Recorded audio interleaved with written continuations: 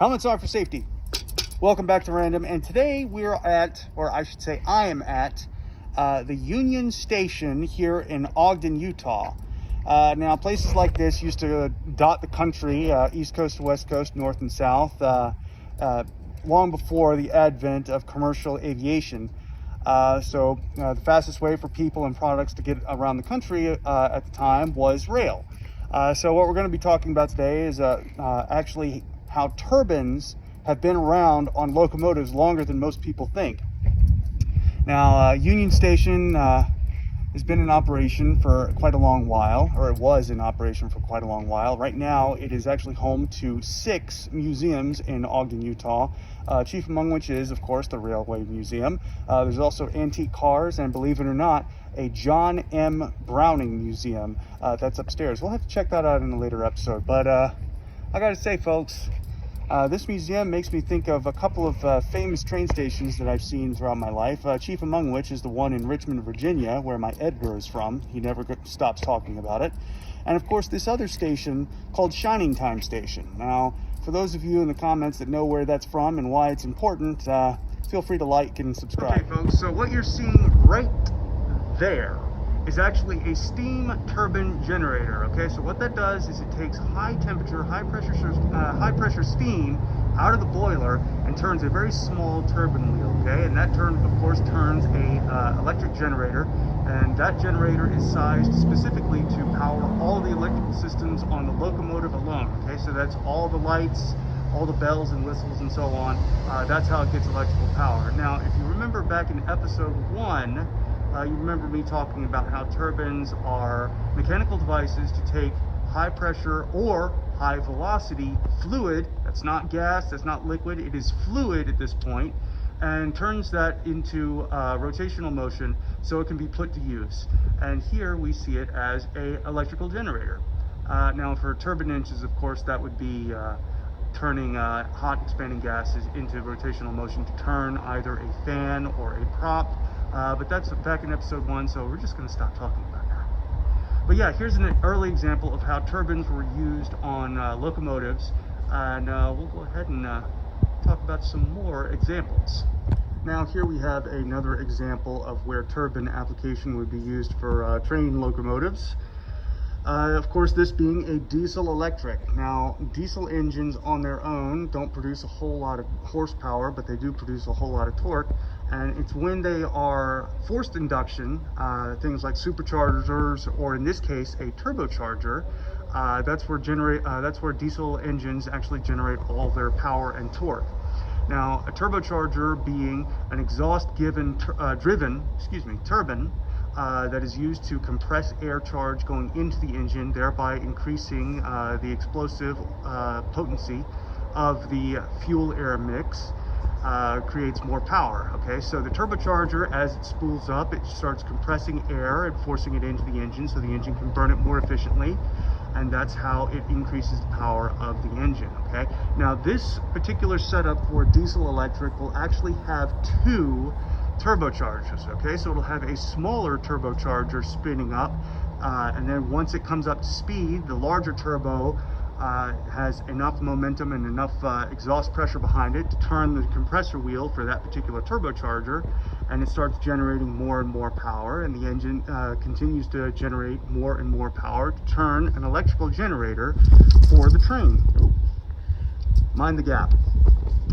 So the diesel electric engine on this locomotive right here is specifically devoted to turning a generator only. Okay, so the electricity generated by that particular genset goes towards the drive motors down here on the main trucks.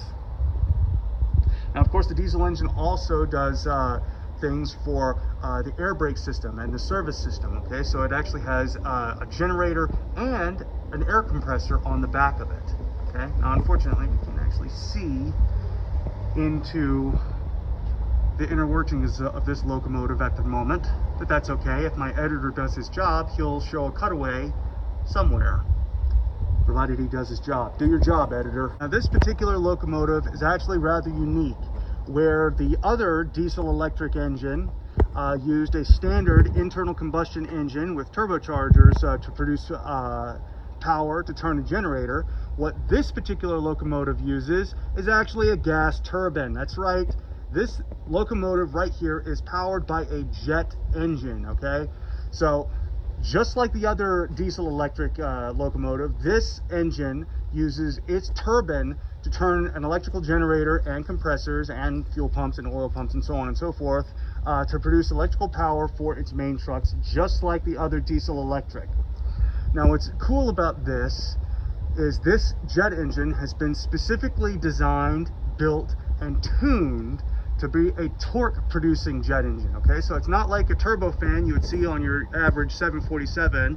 No, this is actually more akin to what you would see on the wings of a C-130 or a commuter jet like a Dash 6, which is a turboprop driven commuter jet. Now this engine can run on variations of the same kinds of fuel, okay?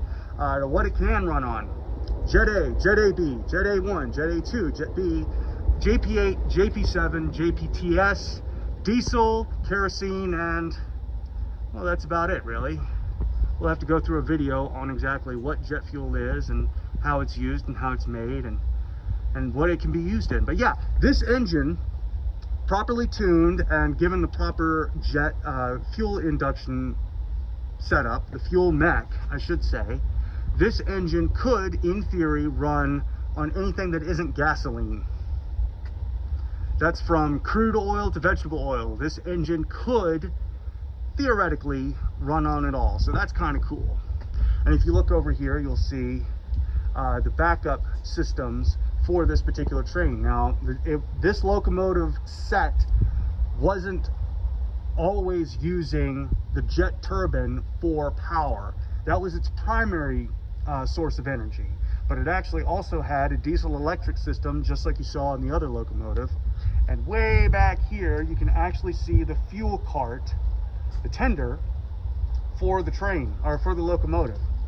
Okay, now it has to be that big for one very simple reason. You see, when this locomotive set was built, jet engines were not the most efficient thing in the world. So of course they were very, very thirsty. So it needed a whole lot of fuel. And it was a uniform fuel, okay? So this would have either been, again, JP8, JP5, Jet A, Jet B, Jet AB, Jet A1, Jet A2, or diesel. In this application, it was probably diesel.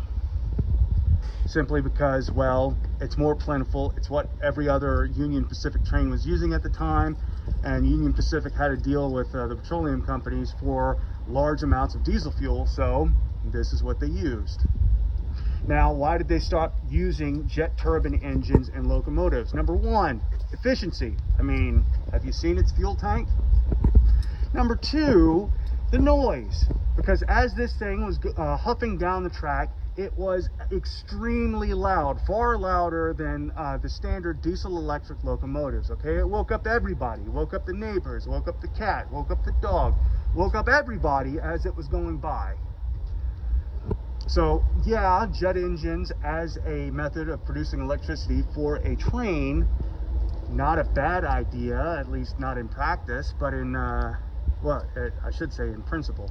But in practice, it was just so loud, it was so inefficient, and believe it or not, when this thing was down for maintenance, and it had to be down for maintenance quite a bit because the load placed on the engine was extreme and it needed a whole lot of maintenance, and so it just ran out. It just didn't end up being as productive, as efficient, as profitable as they were initially thinking it would be. Now, there's another example of a turbine engine being used on a passenger train, and again, my lackadaisical editor, if he does his job right, he should have a picture of it somewhere in the frame. That engine actually used turbofans, actually I should say turbojets, to produce thrust, and that train actually ran under jet power for lengths of time along its run. So it actually used jet engines the way you would think they did, okay? So those were actually thrust-producing engines, and they moved air enough to such a degree that it was actually under quote-unquote jet power as it was going up and down the track. There's just one problem. Moving a train with air pressure and velocity only is very difficult. Okay, so you have to get over and overcome the train's natural resting inertia. Now, I know I said inertia, and that's typically something you use for motion, but technically, even things without linear motion have inertia, and you have to overcome it to get them to move. And when you're talking about moving a train on air pressure and velocity alone, it tends to get very loud, very fuel inefficient, and ultimately very tiring very quickly. So yeah, turbines on train engines. Been around longer than people think. If you got anything out of this episode, please like, comment, and subscribe down below. And as always, keep it random.